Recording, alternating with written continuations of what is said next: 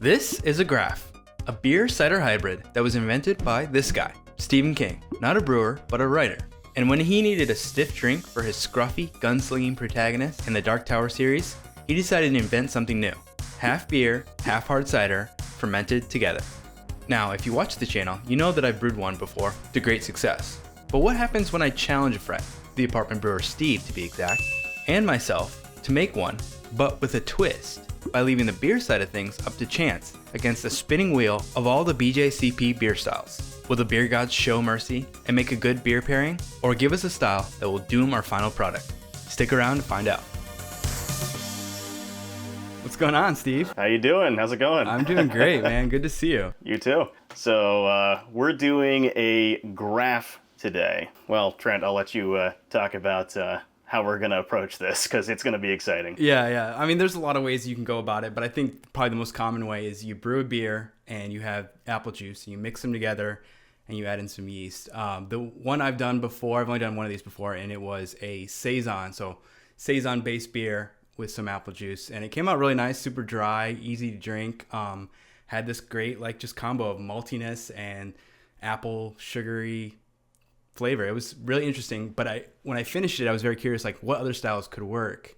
Could a stout work? Could a Pilsner work? So when I kind of reached out to you, I was like, what if we kind of try something different, where we pull in a bunch of styles and we kind of randomly select one and just brew with whatever style pops up for us. Yeah, this is going to be awesome. So with that, I loaded in kind of a wheel of fortune of some BJCP styles. Not all of them. I eliminated some sours or some really wild ones that might take a long time. But let me share it with you, and then we can start the randomization.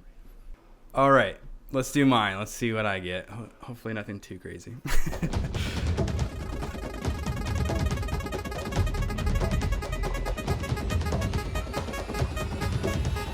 Okay. Brute IPA. Okay. Wow. That's actually something I've always wanted to brew, is a Brute IPA. So, and I could see it working. Also, something that ends up pretty dry. That kind of works in the same way as a cider would, right? Yeah. You're getting it really, really dry. Right. The question is what kind of hops can I pair with it to either complement the apple juice or take it in a new direction? Yeah, that's really challenging, because do you want to blend with the apples, or do you want to push the apples kind of? Yeah. The other question I'm having now too is do I use some enzyme to help dry it out more like you would for a Brute IPA, or do I just try and let the sugars from the cider or from the juice help dry it out? Yeah, that's an interesting thing, because normally I think you do use some sort of amylase enzyme to get it really dry. But if you're doing a 50% cider blend, you're probably going to get pretty dry anyway. So yeah, if it was me brewing that, I probably would actually not hit it with the enzymes unless it was struggling into fermentation. It's interesting. It's kind of a fun one to try. I'm excited I got Brute IPA. Yeah. I think it's fun that we kind of got pretty different styles, and it'll be interesting to kind of taste them side by side and see how they compare. Yeah.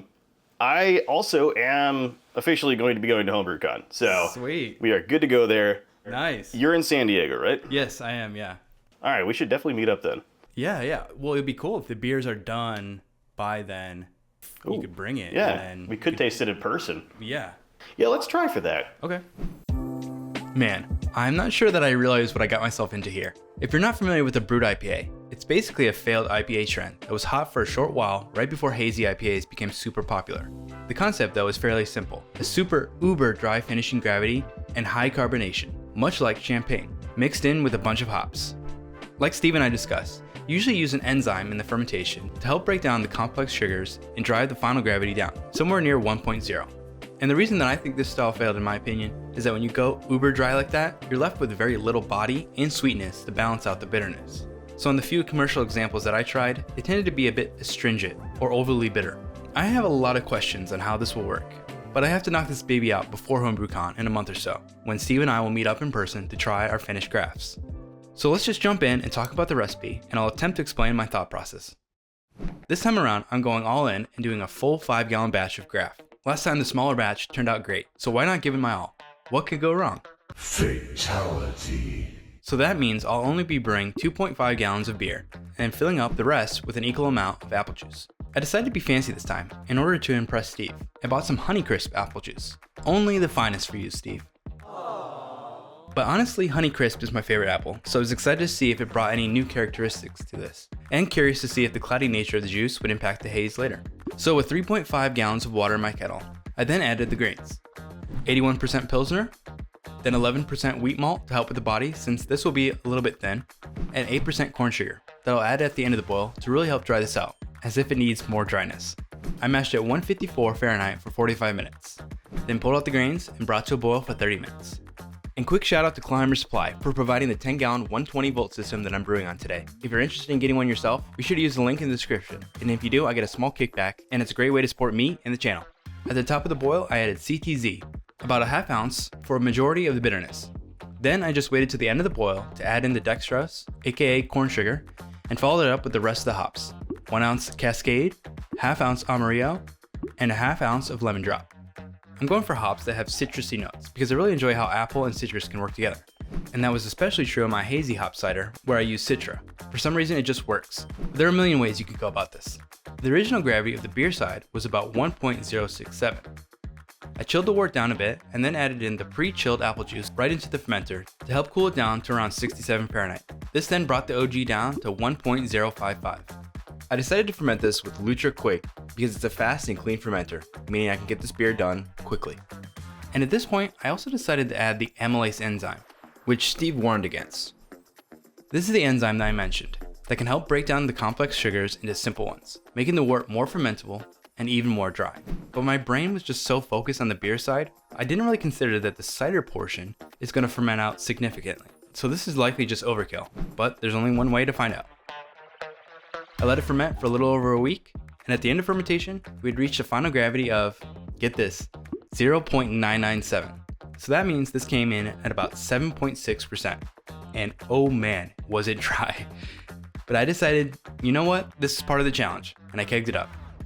I decided to dry hop in the keg to really help give it a hop punch, with a half ounce each of Cascade, Amarillo, and lemondrop. And as always, if you decide to dry hop in a keg, make sure you use a floating dip tube. Otherwise, you might clog up your lines. I then carbonated the beer for a week and filled a few bottles and then waited for HomebrewCon so that Steve could finally try this out for himself. Hey everybody, I'm here finally with Steve. And we are actually at HomebrewCon right now, which is like pretty great that this worked out. We can meet up together. Yeah.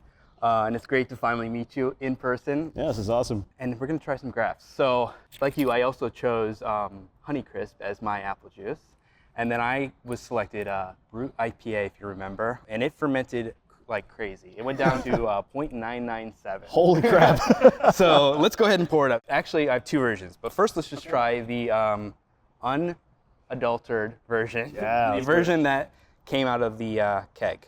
But you can also see it's hazy, really hazy too. I think the Honeycrisp had a lot to do with it, like on yours too, like I think holding the... Yeah, it's a lot more apple flavor. And also, yeah. Sure, yeah. I don't know what I'm talking about. I have no idea, but it feels I like... the random apple juice, but... I thought it would be like a kind of unique flavor, but here, let's go. Yeah.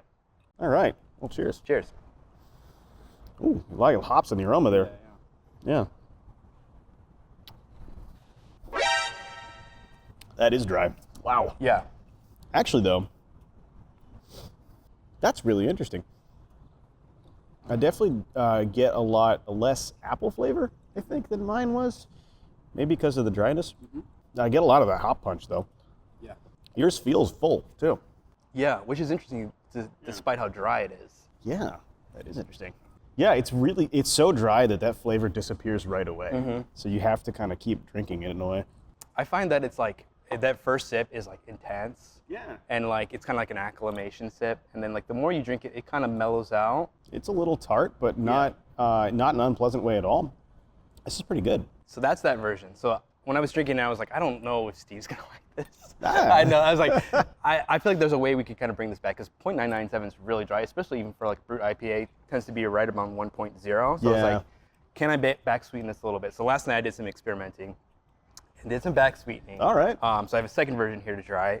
I back sweetened it with more apple juice. I think it really brings the apple to the front, whereas right here, like you get that tartness, but the hops are like, there's a weird kind of mix going on, but I feel like this brings the apple more to the So fore. your previous batch was 50-50, right? Yeah. Okay, and then you stabilized So it. then this, I pulled off like a gallon, and I added like 4 or 6 ounces of apple juice in. So not much, but just a little bit to like Cool. kind of bring it back. I also stabilized with potassium sorbate and Camden, so it doesn't re-ferment, you know? All right, so this is the back sweetened version.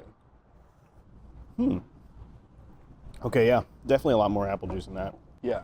And I feel like it brings the tartness in at least. It does, yeah. So this one's a little bit more rounded, I think, too. It feels like I'm getting more of a classic kind of cider character Right. as well. This is like a hazy cider. Yeah, yeah. It's a hazy cider. I like it, though. I like it. Yeah. How do you think you would go about making it into, I guess your ideal Graf? I think that brut IPA is not the style to go for. I think that it's just too dry, and cider is already can be pretty dry. At least the cider that I like it dry. So it's just like double dryness, and the tartness really like is too sharp, I think, on the regular Graf. So I would pick a different style. I think just a regular IPA could work. Okay, yeah. Maybe just not using the enzyme that I used could have made it better. But I do think there are hops, and it would be interesting to play with different hops, kind of express different characters. You could go with something more like fruity, like Mosaic, maybe, kind of do like a berry cider Graf thing. I don't know. I think there's a lot to play with there, so I'm going to keep experimenting. I'll let you know what I find out. We should do more of these. Yeah. Well, Steve, thanks for joining me on this like crazy Graf journey. Hopefully it was fun. Thanks for the idea. It was awesome. Yeah. So, yeah, it was a super great time, and definitely pushed me a little bit out of my comfort zone, I think, which is good. always good. So. I think that's a good thing. And it'd be fun to like try doing this Wheel of Fortune, Wheel of Misery thing again, maybe with some other experimental stuff. So, but should we just like get out of here and get to HomebrewCon then? Yeah, let's. I think we have a lot more beer to drink this weekend, so started off right, and let's go to HomebrewCon. So cheers. Cheers. Cheers. So what did we learn? That the wheel of beer hates me? No, but really, it actually was a fun challenge to leave a major aspect of the recipe up to chance. Sure, it could have gone with an easier style, but that wouldn't have stretched me to try something new and go out of my comfort zone. That's where you make mistakes and learn from them. And while this isn't a drink that I'll be going back to, if you do try something like this, I would say the back sweetened version is much more enjoyable, and I ended up back sweetening the rest of the keg to make it more drinkable. This challenge taught me some lessons about adapting to what you're dealt. Plus, it was an awesome chance to get to hang out with the apartment brewer. And if you want to see where his wheel of beer landed and the Graf that he made, be sure to check out his video. I'll pin it in the comments and put it in the description. Thanks for agreeing to this wacky idea, Steve. Let's do it again soon. And cheers to all of you for watching all the way to the end. Happy brewing, and I'll see you in the next one.